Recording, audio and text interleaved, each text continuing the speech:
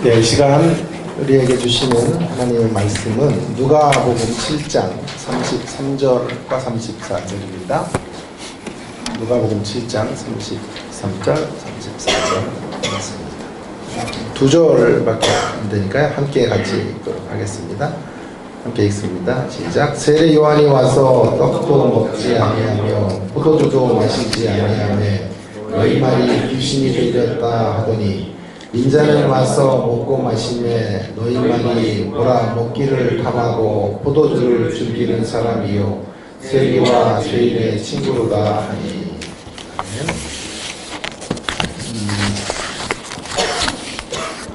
특별한 예외를 제외하고 우리들 모두는 학창 시절에 서로 별명을 이제 지어주고 별명으로 서로를 불렀던 그런 기억들이 있으실 것입니다. 별명이라고 하는 것은 주로 신체적인 특징이나 외모적인 어떤 이런 차이들을 가지고 만들어낼 때가 많이 있지요. 눈이 큰 사람은 뭐 왕눈이라고 한다든지, 키가 큰 사람은 껌다리라고 한다든지, 저같이 또 뒷머리가 이렇게 많이 튀어나오면 뭐 짱구라고 한다든지, 이런 별명들을 우리가 짓게 되는데요. 저는 이름과 외모가 좀 특이했던 모양이에요. 그래가지고요. 이제 이름과 관련된 별명들 중에는 기우제라는 별명이 가지고 있었고요. 얼굴이 제가요. 잘 보시면 좀 귀여워요. 되게 귀엽고 눈도 작고 그러다 보니까요. 또 웃으면 눈이 감기고 잘 안 보이고 밑에 볼이 좀 이렇게 좀 크죠. 그러다 보니까 전에는 이제 멜기병장이라는 이름을 많이 들었고요. 눈이 또 작기 때문에 새우눈이라는 얘기를 많이 듣고 기스 알죠? 이렇게 기스가 나니까 그냥 기스다 이런 얘기도 심심치 않게 들었어요. 연예인으로는 이수만 씨를 닮았다 그래가지고 이수만 씨가 같다고 하는 얘기를 들었고 설교자 중에는 전병욱 목사를 닮았다고 너무 비슷하다고 많은 얘기들을 제가 많이 들었어요.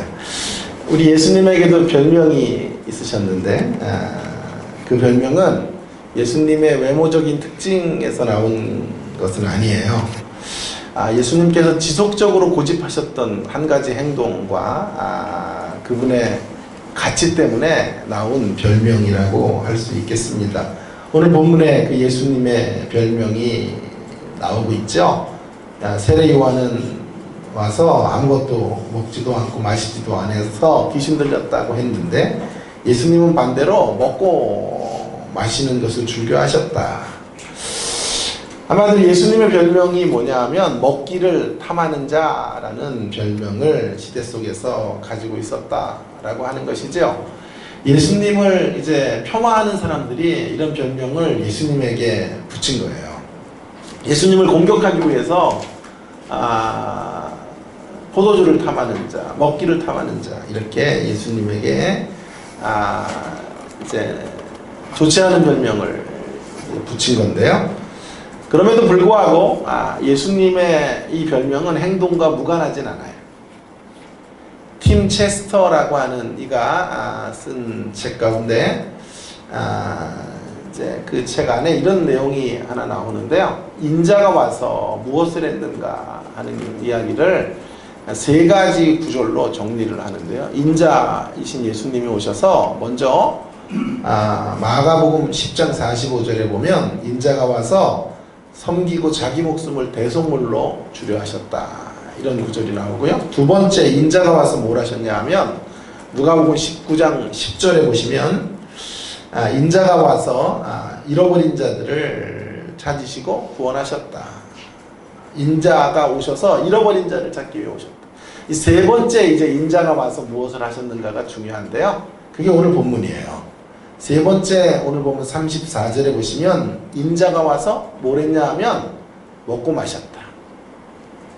매우 중요한 구절이에요. 여러분은 이 구절을 그저 스쳐 지나갔을지 모르지만 너무도 소중한 교훈이 이 안에 담겨져 있어요. 사실 오늘 설교는 제가 라오디게아 교회를 하면 식탁교제 이야기를 했는데 장로님 한 분이 그 식탁 교제를 좀 더 풍성하게 말해 주시면 좋겠습니다. 그래서 제가 이 설교를 해야 되겠다고 싶었고요. 또 한 번 이제 제가 부활절 같은데 식탁 교제의 의미를 한 번 더 다시 말하겠습니다. 그리고 숨고르기를 한두 주 하고 이제 좀 시리즈로 또 책 한 권을 잡아서 사무엘서 같은 책들, 다윗의 생애 같은 것들을 좀 다뤄보면 좋겠는데요. 어쨌든 자, 여러분, 인자가 와서 팀 체스터가 연구해 본 결과에 의하면 인자가 와서 한 행동이 세 가지인데요. 처음 두 가지는요. 마가복음 10장과 누가복음 19장에 인자가 와서 하신 일들은 인자가 오신 목적을 알려주는 거예요. 인자가 오셔서 뭘 하셨다고요? 우리를 구원하시고 섬기시고 대속물로 자기를 내어주심으로 저와 여러분을 잃어버린 자들을 찾으셨다라는 게 이제 예수님이 인자라는 표현을 통해서 우리에게 설명해주는 교훈이에요. 자, 이 세 번째는 뭐냐 하면 세 번째, 인자가 와서 먹고 마셨다라는 구절은 인자가 오셔서 어떻게 사역을 하셨는가 하는 어떻게의 문제에 대해서 답해주고 있는 거예요. 인자가 이 땅에 오셔서 구원의 역할을 감당하셨고, 자 보세요, 잃어버린 자를 찾으셨고 대속물로 자기를 내어주셨는데, 그래서 사람들을 이제 하나님의 백성으로 만들어 주셨는데 어떤 방식으로 그런 일들을 하셨는가 하는 문제를 이 세 번째 오늘 누가복음 7장 35절에서 답을 주고 있다는 거예요.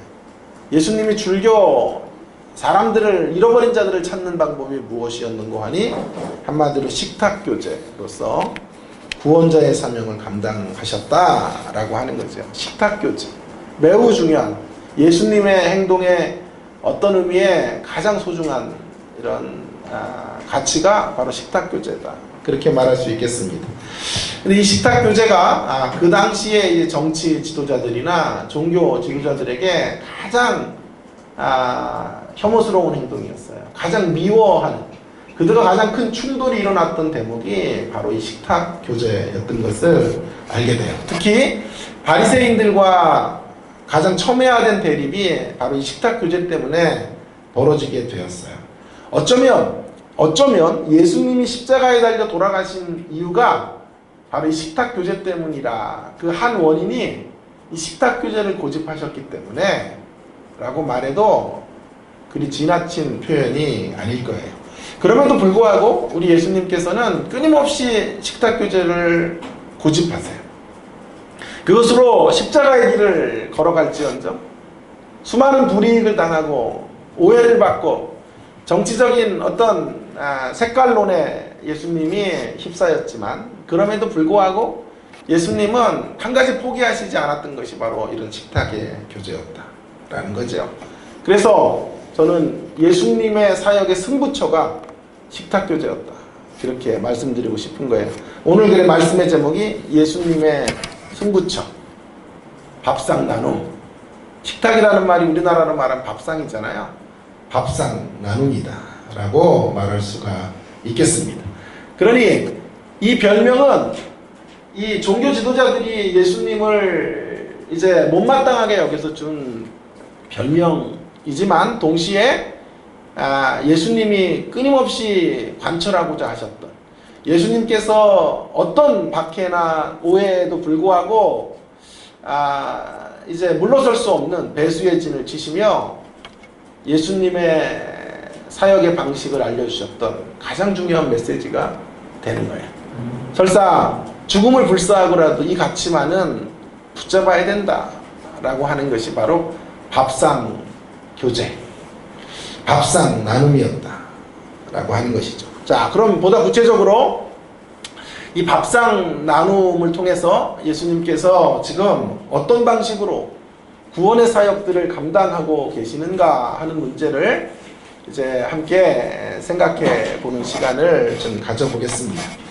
어떤 방식으로 구원의 역사, 잃어버린 자들을 예수님은 찾으셨을까? 첫 번째로는요, 인자가 와서 그러면 구체적으로 어떤 행동을 하시는 것으로 시대에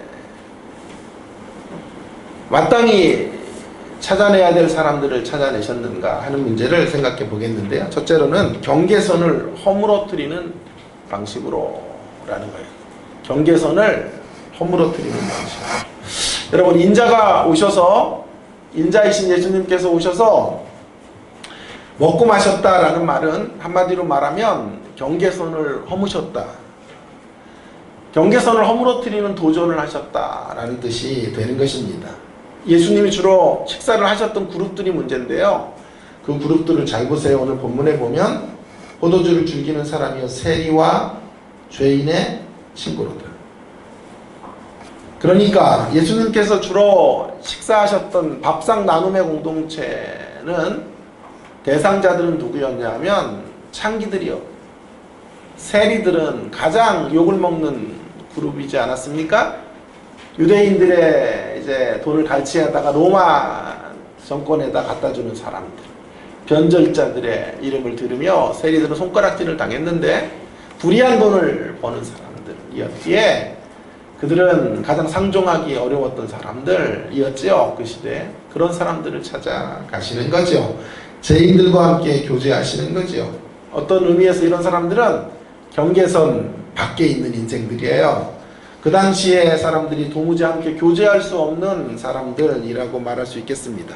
아니, 절대로 함께 식사해서는 안 되는 그룹이라고 말할 수 있겠어요.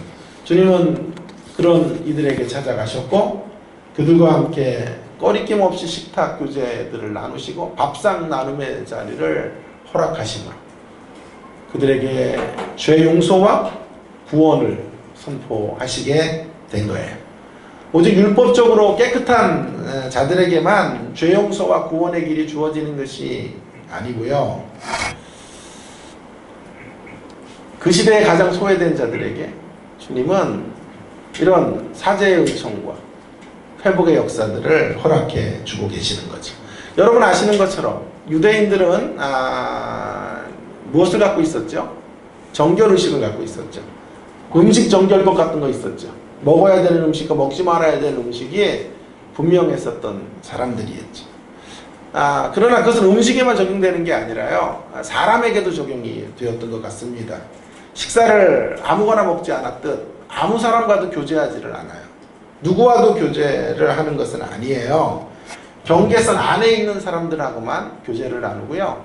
그 경계선 밖에 이제 규정되어진 사람들하고는 상종을 하지 않았지.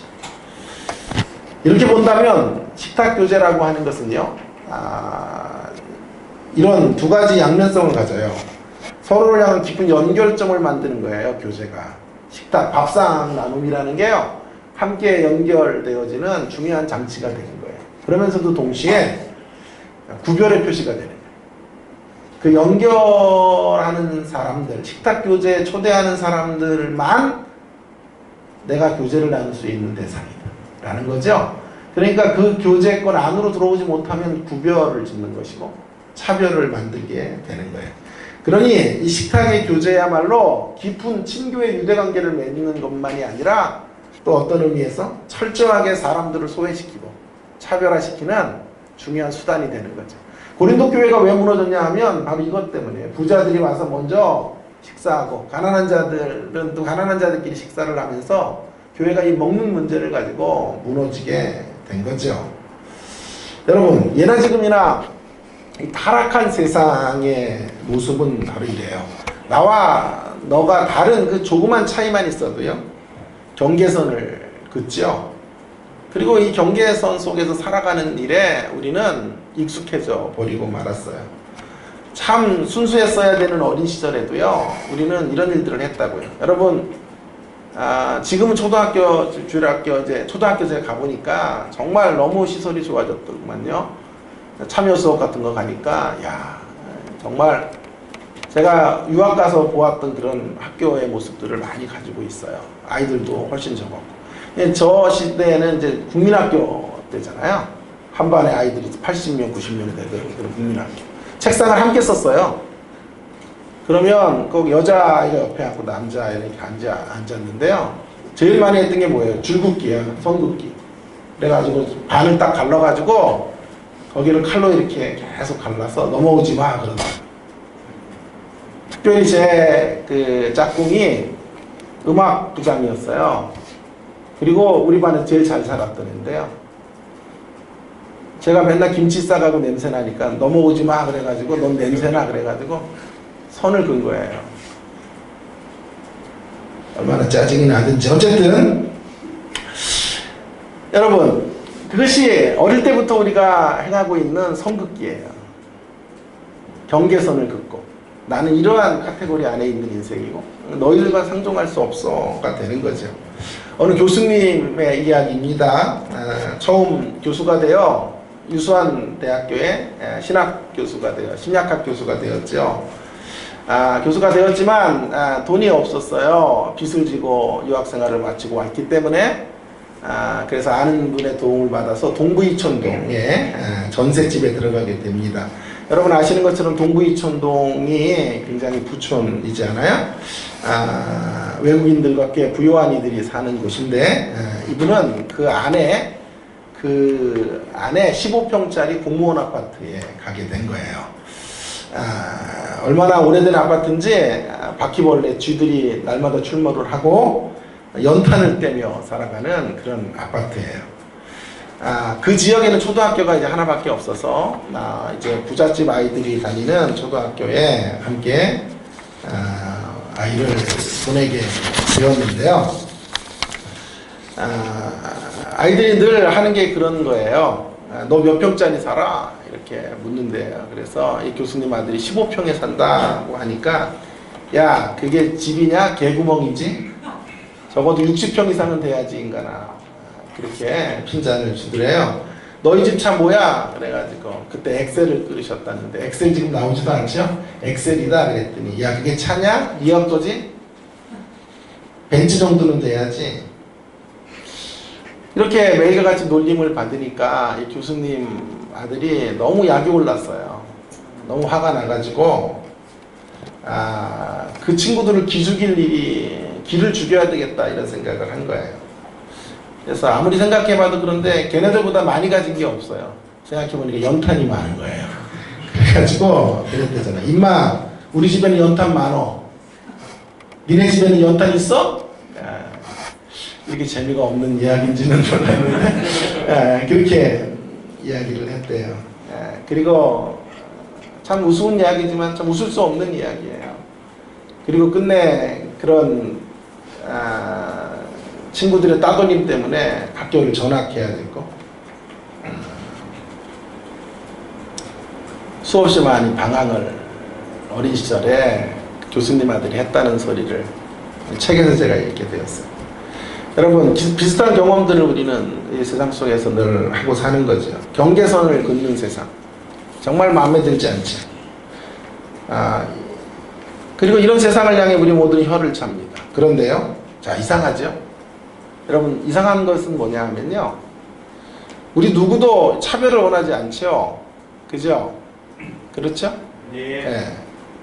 차별은 나쁜 거라 이렇게 우리는 가르치고 그렇게 배워왔습니다. 그런데 차별이 없어지질 않는 거예요.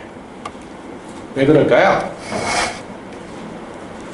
여러 가지 이유가 있겠지만요, 이 경계선을 긋는 문제가 해결되지 않는 가장 큰 이유는 우리가 차별을 싫어하면서도 일정 부분 차별을 원하며 즐기고 있기 때문이라고 말할 수 있겠어요. 여러분 보세요.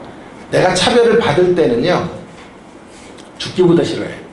그죠? 내가 조그만 불이익을 당하거나 교수 사회에서는 있으니까 월급을 같은 교수인데 같은 직책인데 조금이라도 내가 적게 받으면 그 차별을 시정하겠다고 목숨을 걸어요.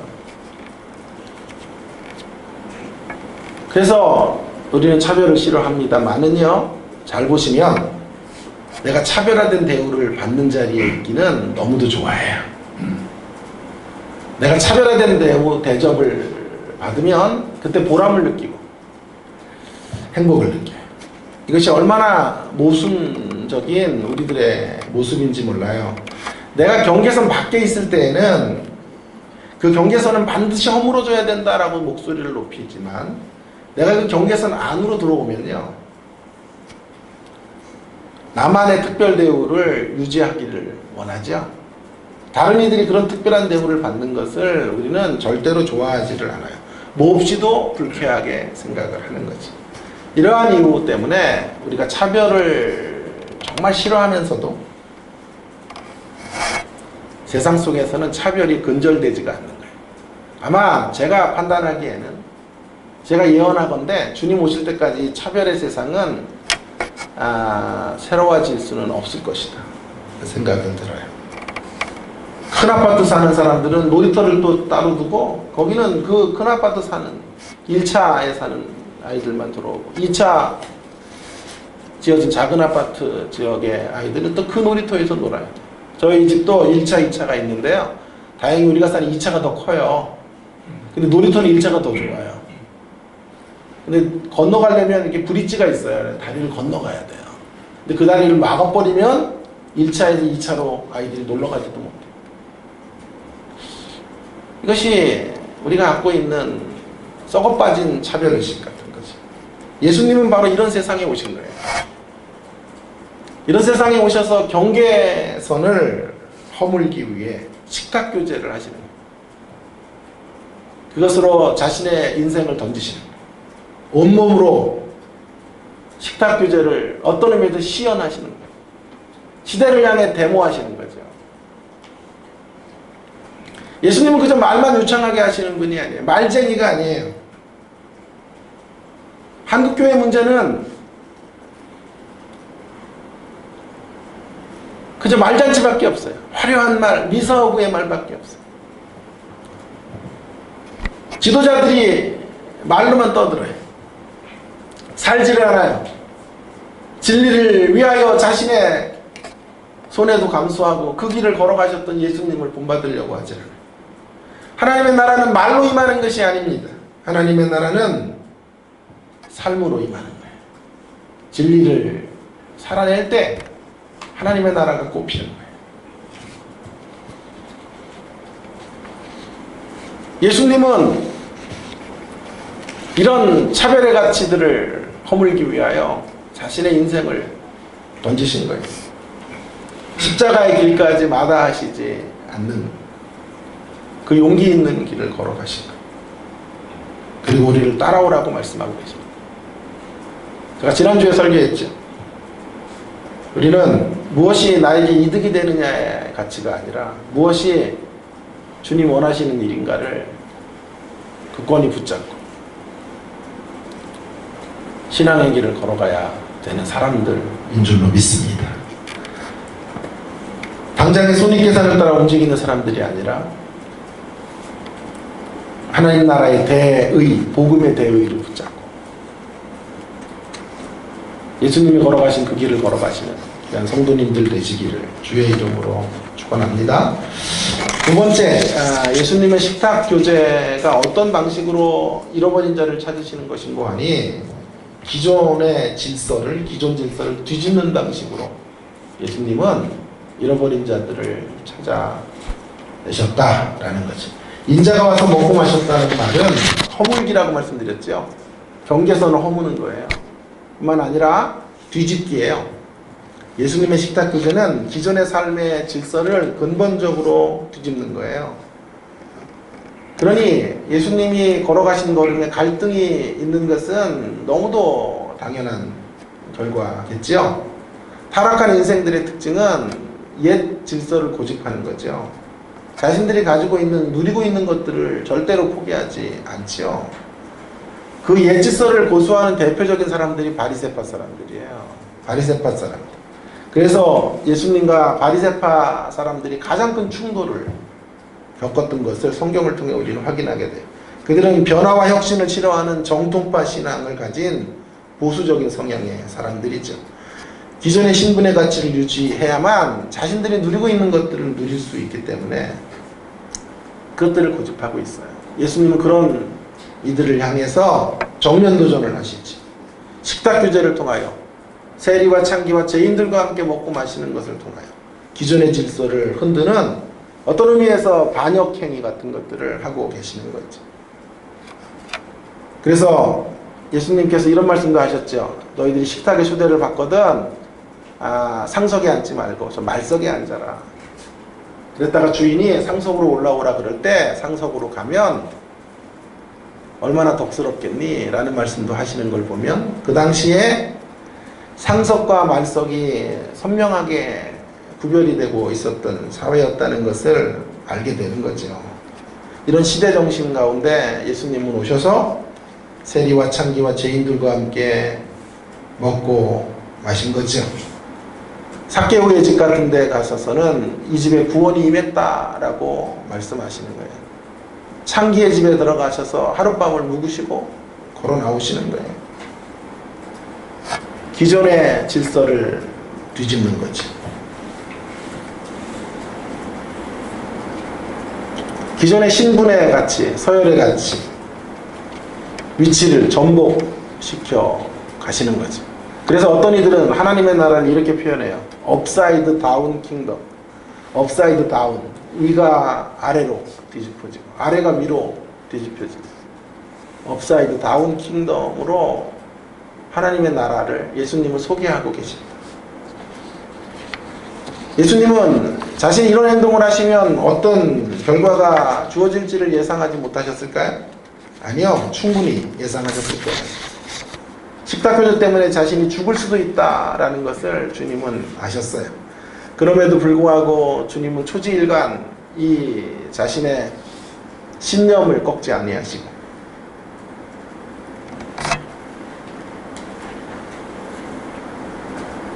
그 길을 걸어가세요. 세상의 질서를 뒤집게 하고 계시는 거예요. 이것이 예수님에게 절대적으로 소중한 사명이었기 때문에 그렇습니다. 자, 이쯤 되면 어떤 분들은 예수님을 그 당시에 종교 지도자들이 오해했던 것처럼 또 예수님을 오해하는 분들이 계실지 몰라요. 예수님을 어떤 정치적인 한 그룹으로 예수님의 행동을 폄하할지도 모르겠어요. 그러나 여러분, 그런 속단은 금물입니다. 예수님의 이 행동을 여러분들과 거리를 두고 바라보면 안 돼요. 제 3자의 눈에서 예수님의 행동을 바라보면요, 예수님은 제가 그동안 지금까지 설명했던 이야기를 보면 마치 좌파 지도자 정도, 혁명가 예수 정도로 생각할 수 있을지 모르겠어요. 그러나 여러분, 그렇지 않죠. 예수님의 이 이야기가 우리와 이렇게 거리를 두고 띄어서 생각할 것이 아니라 이 이야기 속으로 우리가 들어가 보면 예수님은 좌파도 우파도 아닌 하나님의 길을 걸어가셨다는 것을 확인하게 되는 거죠. 자, 이렇게 가면 되겠습니다. 이 기존의 질서를 무너뜨리고 새로운 질서를 세우시는 분이 바로 우리 주님이시고, 그 주님의 가치 때문에 오늘 우리가 여기 있다라고 생각하시면 이 말씀은 정치적인 오해를 불러일으키는 말씀이 아니고요, 우리를 감격하게 하고 감동하게 하는 말씀이에요. 영적으로 저와 여러분이 세리와 같은 존재들이고 상기와 같은 인생들이고 죄인들이었다는 것을 기억하셔야 합니다. 우리가 주님 앞으로 나갈 수 있는 길은 딱 하나밖에 없어요. 주님이 오셔서 우리 앞에 있는 장벽들을 허물어뜨려야만 주님 앞으로 걸어갈 수가 있어요. 우리가 주님 앞에 인정을 받는 길은 딱 하나밖에 없어요. 기존의 질서를 뒤집어 엎으셔야만 저와 여러분, 우리의 인생들이 주님 앞에 존귀하다 대접을 받을 수 있는 거예요. 그러니까 이것은 2000년 전에 예수님이 오셔서 그 시대에 소외된 그룹들을 만났다라는 정도의 해석이 아니고요, 영적으로 보면 그 세리와 창기와 죄인들이 우리들이라는 것들을 기억하시고 그 안에 우리를 대입해 보면 예수님의 행동은 어떤 정치적인 행동이 아니에요. 그것은 우리를 해방하시는 행동이고 저와 여러분을 잃어버린 자리에서 구원자의 반열로 세우시기 위한 용기 있는 선택이셨다 라고 믿습니다. 그런 의미에서 오늘 본문과 우리의 거리를 좁히면 이 말씀은 우리에게 매우 은혜되는 메시지로 다가오게 되는 것이죠. 주님은 우리를 위하여 용기 있는 사랑을 선택하고 계신 것입니다. 우리가 사는 세상은 사랑에 메말라진 곳이에요. 사랑이 있어도 고작 이기적인 사랑, 주고받는 사랑, 소극적인 사랑밖에는 없는 곳이에요. 여러분, 한번 이런 억울한 일을 한번 당해보셨어요? 내가 정말 참을 갖고 있는데도 오해를 받았을 때, 그럴 때가 꼭 있을 거예요. 회사에서 어떤 여러분이 속해 있는 뭐 가정이나 직장이나 사회 현실에서 내가 정말 틀리지 않았고 참 진리를 나는 붙잡고 있는데 그것 때문에 오해를 받고 그것 때문에 내가 힘들어졌던 경우들이 있을 거예요. 그런데요, 누구도 내 편이 되어주지 않을 때가 있을 거예요. 내가요, 진리를 가져도 내가 힘이 없으면 사람들은 내 편이 안 되거든요. 내가 거짓이어도요, 내가 힘이 있으면 사람들은 나의 이야기를 귀담아 들어주는데요, 내가 참된 것을 갖고 소유하고 있어도요, 틀리지 않았어도 나에게 힘이 없으면 나는 거짓된 인물로 평가를 받을 수밖에 없는 것이 우리가 사는 세상의 인심이에요. 누구도 우리를 변호해 주지 않아요. 아니, 심한 경우에는 힘 있는 자와 결탁해서 우리의 참마저도 무너뜨려요. 세상은 힘으로 이끌려가는 것이지 진리로 이끌려가는 것이 아니에요. 그래서 우리는 절망할 수밖에 없어요. 이런 세상에서. 그런데 오늘 주님은 이런 세상에 오셔서 식탁 교제를 통하여 용기 있는 사랑을 실천해 주신 거예요. 생명을 내던지시면서까지 회복돼야 될 인생의 편에 서시는 거예요. 그 인생들은 자신들의 변호를 할 수 없는 존재들이에요. 그들은 낙인이 찍혀버린 존재들이에요, 사회에서. 주님은 그런 이들의 편에 서서 어떤 이득도 취하실 수 없었음에도 불구하고, 아니, 이득이 아니라 오히려 오해와 핍박을 받을 수밖에 없는 현실 속에서도 예수님은 그들의 편이 되어주시고 용기 있는 선택을, 사랑을 선택하신 거죠. 왜 예수님은 이런 사랑을 그들에게 주신 걸까요? 우리에게 주시는 걸까요? 이유는 딱 한 가지밖에 없어요. 이유를 알 수 없는 사랑. 이유를 알 수 없는 사랑. 그것 때문이에요. 사랑하는 것이 이유가 되어 예수님은 이런 용기 있는 행동을 하시는 거예요. 우리 이런 사랑을 한 번도 경험해 본 적이 없죠. 세상에서는요. 없어요. 세상에는 이런 사랑.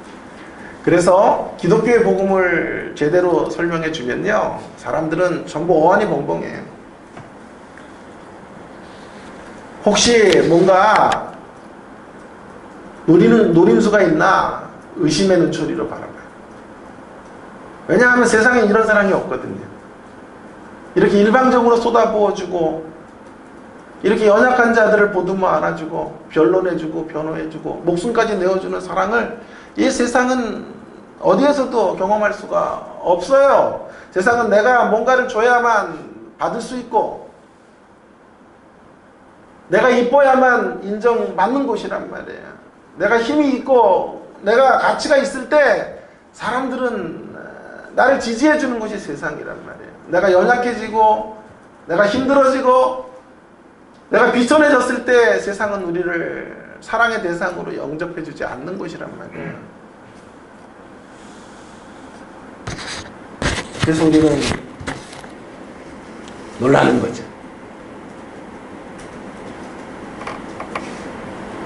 주님의 이 허물기와 뒤집기로 인하여 저와 여러분이 오늘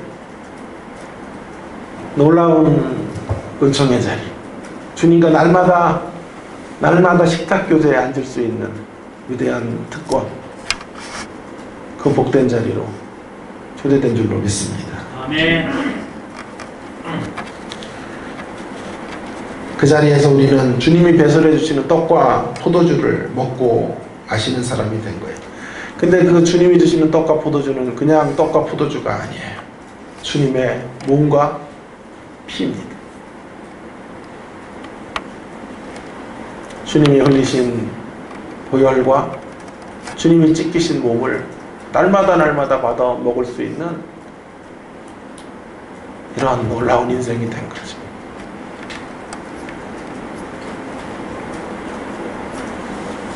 결국 이것이 십자가의 메시지이고, 이 짧은 구절 한 구절에 세리와 창기와 죄인들과 먹고 마시고 포도주를 탐하는 자라는 구절이 십자가로 이어지는 것입니다.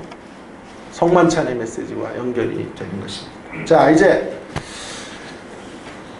인자가 와서 무엇을 하셨는지 세 가지로 말하는 가운데 특별히 인자가 와서 먹고 마셨다라는 것을 초점을 맞추어서 허물기와 뒤집기에 대한 이야기를 했어요. 그렇죠?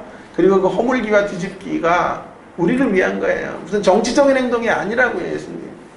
예수님은 특정 그룹의 정치 지도자들을 사랑하고 그렇지 않은 자들은 내치고 하는 분이 아니셔요. 그런 행동을 하시는 게 아니고 그 세리와 창기와 죄인들이 바로 우리들이라는 사실들을 확인시켜주면서 우리를 위하여 용기 있는 사랑으로 우리를 변론해 주시고 변호해 주시고 우리를 이렇게 복된 자리로 이끌어 주시는 행동이 식탁교조의 행동이다 라는 말씀을 드렸어요. 자, 이제 그렇다면 인자가 와서라는 이야기는 정리가 됐으니까 이제 두 번째 큰 국면으로는 우리는 가서라는 질문에 대한 답을 줘야 할 것 같습니다.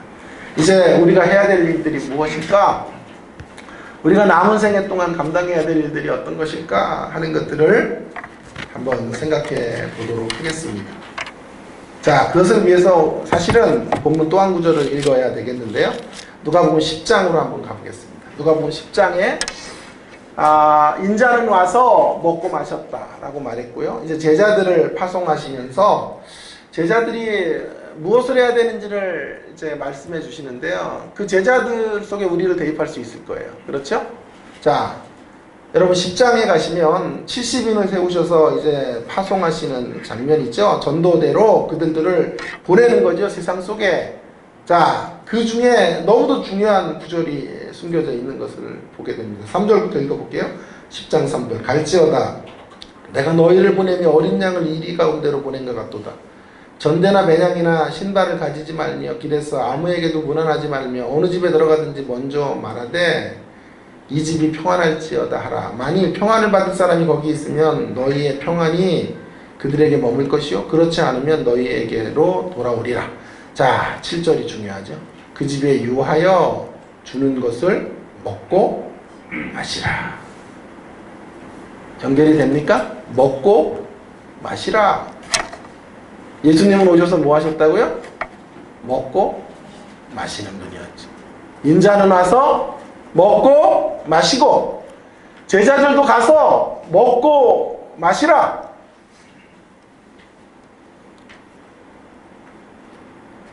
저 혼자 이렇게 막 점률이 느껴지고요. 여러분은 그냥 뭘 해도 밥이나 먹게 해주세요. 이따가 배고파요. 자, 예수님이 오셔서 인자가 와서 뭐 했다고요? 먹고 마시는 자였고 제자들을 향해 동일한 명령을 하고 계시지 않아요? 가서 양식을 가져가면 안 돼요. 전도를 하러 다니는데 옷도 2벌 갖고 가면 안 돼요. 먹을 양식도 넉넉히 가져가는 게 아니고요. 어떻게 해요? 가는 곳곳에 문을 두드려서 그들의 집에 유해서 그들이 베풀어 주는 것과 함께 식탁교제를 배설하고 그들과 함께 식탁교제를 나누라.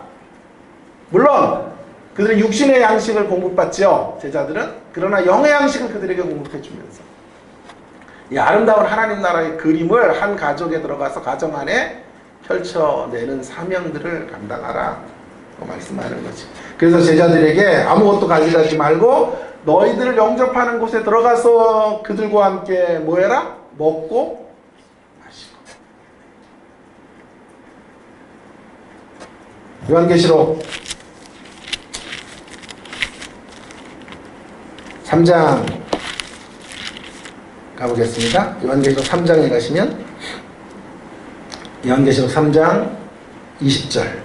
볼지어다 내가 문 밖에 서서 두드리노니 누구든지 내 음성을 듣고 문을 열면 내가 그에게로 들어와 그와 더불어 먹고 그는 나와 더불어 먹으리라. 라오디게아 교회가 이 일들 잘 못한 거죠. 주님과 함께 먹고 마시는 일들을 했어야 되는데 주님을 문 밖으로 밀어냈잖아요. 그렇죠? 그러니 다시 주님과 함께 먹고 마시는 자리, 교제의 자리를 회복해야 된다. 그것을 회복한 사람들은 어디로 가요? 또 그 감격을 가지고 사람들을 만나는 거예요. 가는 곳곳에 이 위대한 복음, 이 차별의 벽을 무너뜨리고 기존 질서를 허물어뜨리며 한 사람을 구원해내고 한 인간을 해방하시는 이 놀라운 하나님의 복음을 나누어주는 식탁 공동체를 이루어라. 밥상 나눔의 삶을 살아라. 주께서 말씀하고 계시는 거죠. 자, 그러면 우리는 가서 무엇을 하는 것입니까? 저와 여러분이 해야 될 일이 무엇입니까? 세상 곳곳에 만연해 있는 차별과 소외의 장벽들을 허무는 일을 우리는 해야 돼요. 거짓된 서열과 질서를 뒤집는 일들을 해야 됩니다. 다시 말해서 저와 여러분은 예수님처럼 별명을 가져야 돼요. 먹고 마시는 자들이다. 포도주를 탐하는 자들. 그렇다고 매일 포도주 들고 교회 오고 그러진 마세요. 자, 우리는 허물기와 뒤집기의 명수들이 되어야 하는 것입니다. 우리가 가는 곳곳마다 기존의 가치들이 무너지고 허물어지고 새로운 뒤집기의 역사들이 펼쳐지게 되어 우리만 중앙에 서 있는 게 아니라 주변에 있는 자들을 중앙으로 들어오게 하고 우리가 주변으로 나가는 역사들이 일어나야 되는 거예요. 복음은 그런 역사들을 가능케 하는 거죠. 예수님은 언제나 중심에 계신 분이 아니에요. 사람들을 중심에 올려놓는 분이에요. 소외된 자들, 연약한 자들, 경계선 밖으로 밀려난 자들도 주의 백성 되는 길들을 알려주시고 그들을 하나님 역사의 주인공으로 가장 소중한 존재들로 만들어주는 사역들, 이런 사역들을 감당하라고 주께서 저와 여러분을 교회로 부르신 줄로 믿습니다. 교회만이 이 일을 할 수가 있어요. 세상에 유일하게 저와 여러분 교회만이 이유를 할 수 없는 이 하나님의 사랑을 경험한 자들이에요. 지금도 경험하고 있는 자들이에요. 이 하늘 생명을 가지고 있는 자들 우리밖에 없어요. 그 하늘 생명으로 풍성해지는 삶이 무엇인지를 알고 있는 사람은 우리들밖에 없어요. 마더 테레사 수녀님이 바로 이 사랑을 알고 있었기에 그는 밥상 나눔의 삶을 한 생애를 살다가 주의 부르심을 받았어요. 테레사 수녀님을 만나면 누군가가 이렇게 말을 했죠. 테레사 수녀를 만나면 모든 사람들이 특별해진다. 저는 이 구절을 되게 좋아해요. 테레사 수녀님을 만나면 모든 사람들이 특별해진다. 예수님을 만나면요, 우리 모든 인생들이 다 특별해져요. 할렐루야. 우리가 누구이든지 간에, 우리의 수입이 얼마이든지 간에, 우리의 사회적 지위들이 어떤 것이든지 간에 상관없이 예수님을 만나면 우리 모두는 존귀해져요. 보석과 같은 존재들로 빛나게 됩니다. 아주 소중한 특별한 인생이 되는 거예요. 그 사랑을 받아서 특별해진 테레사 수녀는 그 사랑을 전함으로 평범한 사람, 보잘것없는 사람, 소외된 인생들을 모두 특별하게 만들어 준 것입니다. 여러분, 세상은 악이라는 치명적인 바이러스에 지금 사람들이 급속도로 감염이 되고 있어요. 이런 세상을 치유하는 길은 딱 한 가지밖에 없어요. 사랑의 바이러스를 전파하는 거예요. 사랑의 바이러스로 사람들을 회복시켜 가는 거예요. 이 사역이 쉽지가 않아요. 악의 바이러스는 급속도로 퍼지는데 이 사랑의 바이러스가 잘 뿌리를 내리지를 못해요. 악이 얼마나 이 전염성이 강한지 몰라요. 이번 연휴가 지날 때쯤에요, 이상하게 준하가 머리가 막 간지럽다 그래가지고요, 이상하다 해갖고 머리를 이렇게 살펴봤더니 이가 있는 거예요. 이 아세요? 이? 석회라고 몰라요? 저는 어릴 때 많이 있어가지고. 그래가지고 하루를 완전히 이를 이제 잡아준 거예요. 반 아이들 중에 이제 같이 막 얘네들끼리 놀고 이러다가 이가 올라왔는 모양이에요. 근데 제 아내가 또 간지러워서 긁었더니 막 이들이 두두두 떨어지는 거예요. 아, 지금도 간지럽네. 저는 없어요. 저는 1호부터 정결한 사람인데. 그래가지고 이를 잡았죠. 수십 마리 잡았어요. 석회를 잡고 머리를 짜게 깎았어요. 아내는 막 목욕을 몇 번 하고 준하 때는 이제 옮은 거죠. 그래가지고 그 다음 날에도 또 청결하게 하고 계속해서 이를 박멸했다 선언을 했는데, 며칠 전에 또 머리를 빗었는데 뿌리가 떨어지는 거예요. 그래가지고 또 난리 이불을 다 빨고 온갖 집을 대청소를 했어요. 이가 다 박멸됐다 생각했는데 오늘 아침에 또 머리를 빗었는데 이가 있어가지고 제가 여기 나오기 전에요, 이 잡아주다 왔어요. 바이러스는 아니지만 이런 악의 세력들을 쏟아가는 게 이렇게 어려워요. 힘들어요. 사랑의 전염도는 그렇게 약하고 죄의 전염도는 왜 이렇게 강한지 모르겠어요. 우리 늘 딸에게 둘 다 교수다 보니까 매일 공부하는 모습 보여주는데요. 그래서 자기 스스로 공부하기를 원해요. 우리는요. 자발적으로. 근데 그러기가 너무 어렵더라고요. 그래서 한 번은 제가 불러서 야단을 쳤어. 너 공부를 이렇게 안 하니? 매일 노는 거, TV 보는 것만 좋아하면 바보 돼. 아빠 봐. 아빠는 매일 책상에 앉아서 책 보잖아. 그랬더니 우리 딸이 하는 얘기가, 아빠 책만 보는 건 아니던데 인터넷도 보던데 아빠. 진짜 주먹 나갈 뻔했어요.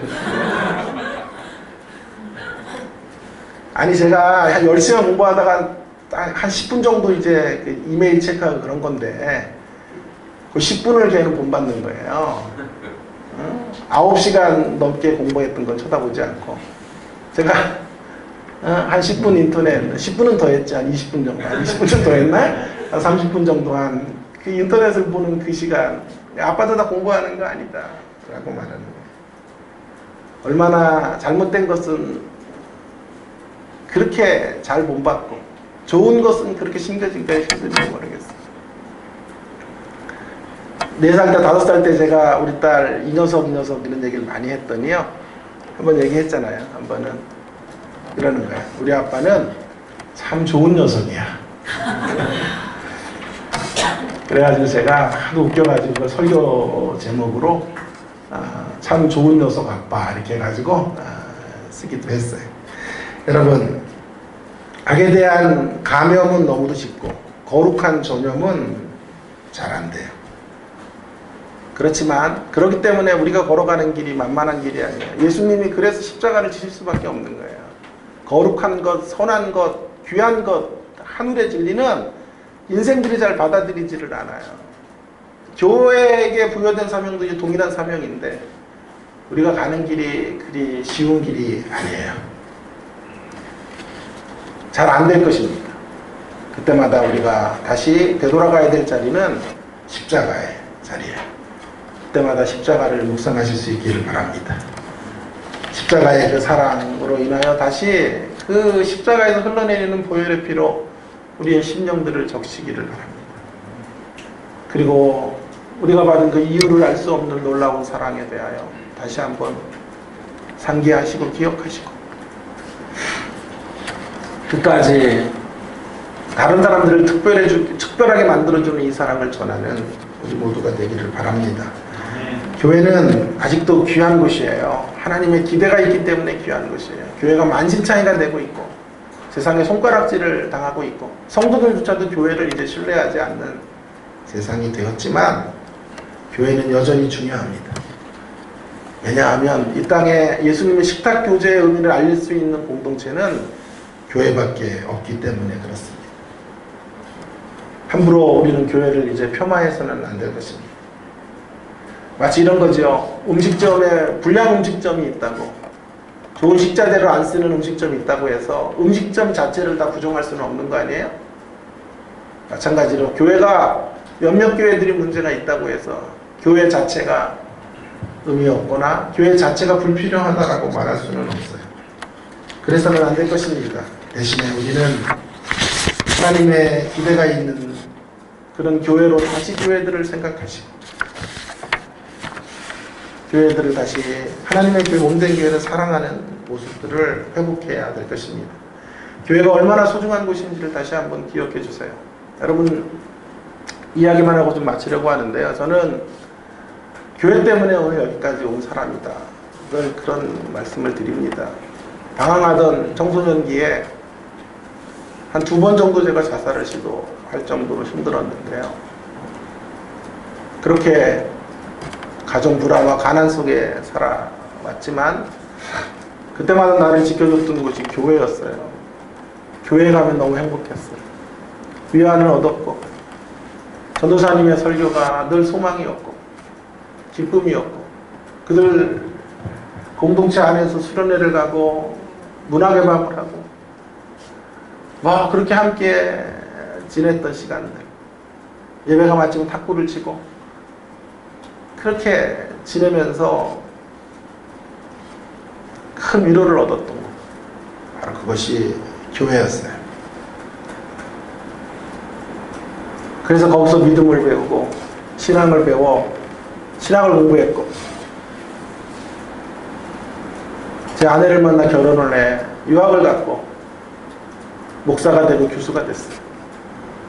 제 아내는 덤으로 공부했죠. 공부 진짜 하기 싫어하는 사람인데 제 아내가 좋아하는 거 사람 사귀고 막 이러는 걸 좋아하는데 제가 막 헤드락 걸어서 공부를 시켰는데 아내마저도 교수가 되는 이런 은혜를 누리게 됐어요. 교회 때문에 가능했던 일이에요. 우리의 머리로 된 일이 아니에요. 끄덕이지 마세요. 이런 얘기할 때 머리로 됐다 안 된다 이럴 때 인정하지는 말고 아니라고 해주시는 거 좋아요. 자, 제가 주님에게 드린 것은 없어요. 교회에 머물러 있었던 것밖에 없어요. 교회를 너무 사랑했고 교회 생활이 너무 즐거웠어요. 그 교회가 저를 만들어줬고 이런 복된 자리로 저를 초대해줬다고 확신해요. 저는 오래 살 거지만 혹시 제가 먼저 세상을 떠난다면 우리 딸을 남겨놓고 가야 돼요. 그런 생각을 가끔씩 할 때가 있어요. 얼마나 원통할까. 내가 일찍 세상을 100살까지 살겠다고 늘 기도하는데요. 오래 살 거예요. 그러나 가정하는 거예요. 이 구절이에요. 떠난다면 우리 딸 홀로 이 세상,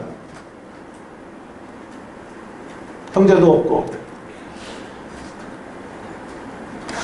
그럼 우리 딸이 어떻게 살까? 매우 속상할 거예요. 매우 원망스러울 거예요, 하나님이. 그러나 주의 부르심을 당당히 받으며 주님의 손을 잡고 하나님의 나라로 갈 수 있는 이유가 하나 있어요. 만일 이것만 있다면, 우리 딸을 맡길 수 있는 교회만 있다면, 주님의 십자가 교회 같은 이런 교회만 있다면, 신실한 종이 있고 신앙의 공동체가 있고 믿음의 사람들이 있는 그 교회만 있다면, 제가 오늘 먼저 세상을 떠나더라도 저는 아무 미련 없이 주님의 손을 붙잡고 주님의 나라로 갈 수 있어요.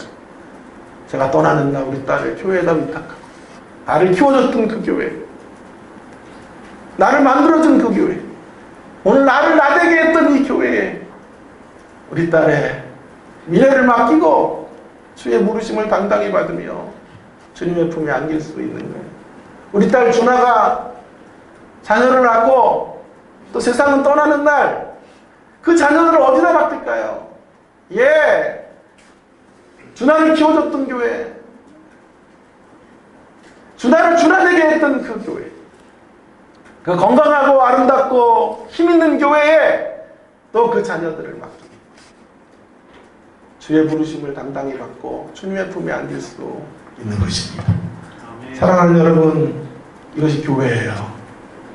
오늘 교회 때문에 우리가 여기까지 온 거예요. 저만 이렇게 교회 때문에 복을 받은 게 아니라 교회 때문에 여러분의 가정이 세워진 거예요. 교회 때문에 사랑하는 아내, 남편, 자녀들을 낳게 된 거예요. 교회 때문에, 주님 때문에 여러분이 이렇게 복된 인생의 자리로 나오게 된 거예요. 아멘. 다시 잃어버린 교회를 사랑해 주시고, 교회 사랑을 회복해 주시고, 온전 교회를 여러분 목숨보다도 더 소중한 곳으로 여겨주시고, 이 교회를 위하여 헌신과 수고를 아끼지 않는 성도님들 되어주시기를 바랍니다. 아멘. 주의 복음을 마지막까지 전하는 그런 교회가 되기를 원합니다. 식탁교제를 알려주는 그런 교회로 주께서 우리 교회를 세워주시기를 간절히 바랍니다. 함께 동성으로 기도하고 하도록 하겠습니다. 오늘 주신 말씀을 붙잡고 제 시간 기도하면 좋겠습니다. 하나님 아버지 감사합니다. 우리에게 오셔서 세리와 창기와 제인과 같은 우리들을 대접해 주시고 허물기와 뒤집기의 사역으로 잃어버린 우리들을 찾아주셔서 감사합니다. 그런 우리들을 교회로 불러주셨는데 주님, 잃어버린 교회의 사랑을 다시 회복하게 하셔서 주님 오시는 날까지 이 식탁교제의 의미를 알려주는 공동체로 저희들이 쓰여질 수 있도록, 우리 교회가 그렇게 사용되어질 수 있도록 역사해 주시옵소서. 동성으로 함께 같이 한 1분 정도 주 앞에 기도하며 나가겠습니다. 기도하십시다. 하나님 아버지, 은혜를 감사합니다. 주께서 오늘도 저희들에게 귀한 말씀을 주시고 예수님의 승부수, 예수님의 승부처 밥상 나눔에 대하여 알게 해주셔서 감사합니다. 하나님 아버지, 세리와 창기와 제인과 같은 우리들을 사랑해 주셔서 우리를 구원하시기 위하여 하나님 우리를 섬겨주시고 우리를 온전한 믿음의 반열로 세워주시기 위하여 하나님 아버지 허물기 사역을 감당하시고 뒤집기 사역을 통하여 우리들을 오늘 이렇게 귀한 자리, 복된 자리, 영생의 자리, 축복의 자리를 허락해 주셔서 감사합니다. 하나님 아버지, 감격으로 이제 우리가 예수님의 정신과 가치를 따라 이 땅에 곳곳에 있는 소외와 차별의 벽들을 허물고 다만 하나님의 역사를 드러내는 진실한 통로들로 설 수 있도록 하나님 아버지 함께 해주시고 역사하여 주옵소서. 하나님 아버지, 우리의 믿음의 선배들이 그렇게 교회를 소중하게 여겼듯이 하나님 아버지 몸된 교회를 사랑하며 귀하게 여기는 주의 자녀들로 설 수 있도록 인도하여 주시옵소서. 함께 해주시기를 원합니다. 예수님 귀하신 이름으로 기도 올리옵나이다. 찬송가 200